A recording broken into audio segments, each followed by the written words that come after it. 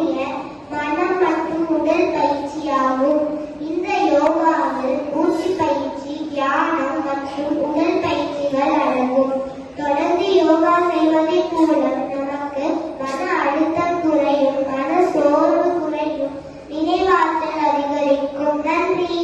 Kongunadu matric higher secondary school, Nallipalayam, Namakkal.